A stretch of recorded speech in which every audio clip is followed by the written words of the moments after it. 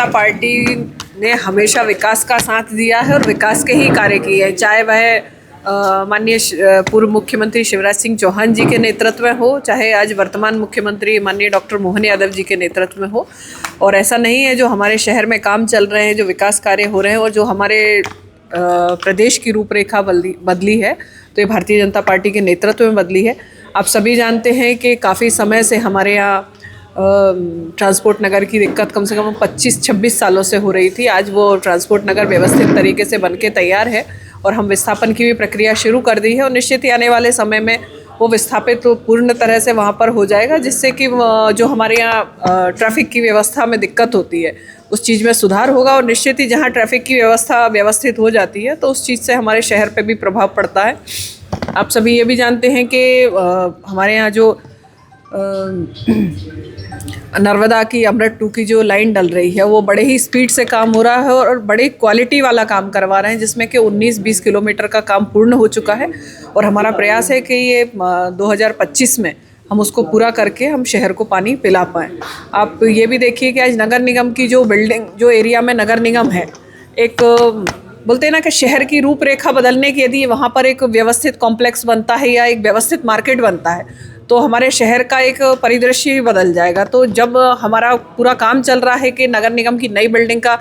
काम शुरू हो चुका है, काम आप देखिए वहाँ पर जाके, और वो भी व्यवस्थित, तो उसने भी बोला है कि अगले दिवाली तक वो काम पूरा हो जाएगा। और जब ये पुरानी बिल्डिंग से वहाँ पर शिफ्ट हो जाएगी तो इस जो पुरानी बिल्डिंग है यहाँ पर एक व्यवस्थित मार्केट बन के तैयार होगा, जिससे कि हमारे शहर के लिए एक बड़ी उपलब्धि रहेगी। और आप उसके बाद देखिए कि हमारे यहाँ अटल जी की मूर्ति हो, संत शिरोमणि महाराणा प्रताप की मूर्ति हो, तो ये ऐसे कई कार्य, यदि आज हम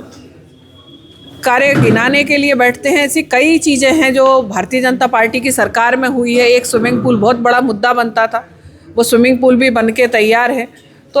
हमारा निरंतर प्रयास रहता है, चाहे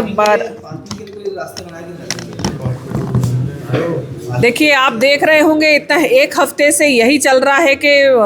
ट्रैफिक की व्यवस्था सुधारने के लिए हम क्या कर सकते हैं, कहाँ इनको हटा सकते हैं, क्योंकि ट्रैफिक की व्यवस्था सुधारने के लिए सबका सहयोग लगेगा। यदि जो लोग वहाँ अवैध बसे हुए हैं वो लोग हटते हैं तो निश्चित हमारे शहर की ट्रैफिक व्यवस्था सुधरेगी। क्योंकि ऐसा नहीं है कि सिर्फ नगर निगम की टीम प्रयास करे तभी व्यवस्था सुधरे, यदि आम जनता का सहयोग मिलता है तो निश्चित ही हम उस चीज़ को व्यवस्थित कर पाएंगे और हमारे एक शहर की रूपरेखा बदलने में सबका प्रयास रहेगा। महापौर जी, सौहानी की पूरी हालत जो है ना पूरी खराब हो चुकी है और पूरी तरह से जो परिजनों को आए दिन तकलीफ उठाना पड़ता है, क्या नई सौहानी मिलेगी? बिल्कुल नई शववाहिनी मिलेगी। हम उसके लिए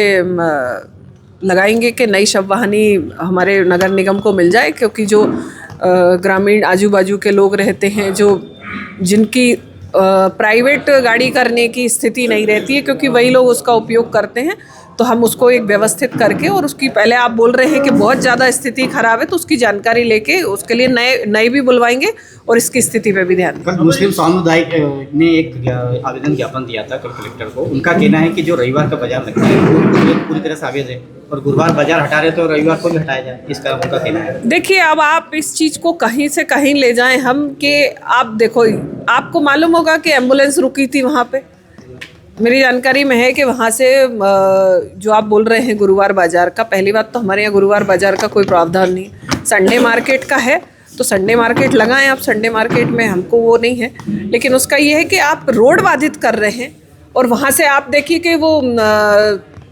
मतलब एक शॉर्टकट एरिया को आप उसमें पूरा लॉन्ग चक्कर लगा के आना पड़ता है। तो हमें यदि, वही बात मैं आपको पहले भी बोली कि यदि हम शहर की व्यवस्था सुधारने में सबका सहयोग नहीं मिलेगा तो ऐसे सब व्यवस्था नहीं सुधर पाएगी।